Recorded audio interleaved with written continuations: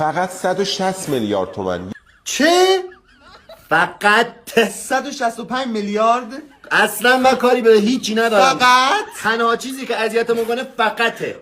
از فقط که استفاده میکنی انگار داری منو جر میدی. هم بگذار تو اصلا مثل اینکه حالی نیست. فقط تا سقف 20,000 تومان استفاده میشه، نه 165 میلیارد. یا ما رو نمیشناسی یا نمیدانی معنی فقط چیه که میای اینجا استفادهش میکنی. فقط ما رو باشه هرس میدی. فقط دوستان برند جیکوب انড کو الماس خالص 100 قیراط الماس تو این ساعت لاکچری و لوکسه.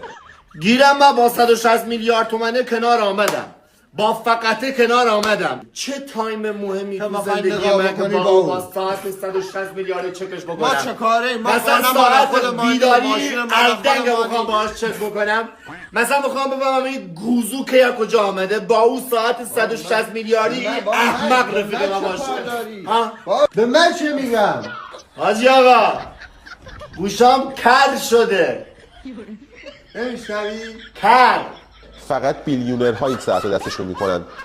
آری الماس خیلی الماس عالیه. الماس عالیه. الماس من امید داشتم میتونم بخرمش. گفتم کلیه خودمون جا آماده. نه کلیه نمیشه آقا. نهایتا یه خیلی طلا داریم میبریم میفروشیم و سودی بالا اون بکنیم. بابا طلا تو 20 سال سود خودش اگه یه فایده نداره. ما چه بگیریم سر یه فرصت فوق العاده است که هر 4 سال یه بار اتفاق میفته. سودش هم چند برابر طلاست. چه؟ اگر هم سرمایه نداری الان اصل هوش مصنوعی یه روش پولسازی است که از طریق هوش مصنوعی انجام میشه. تو خانه میتونی درآمد دلاری داشته باشی.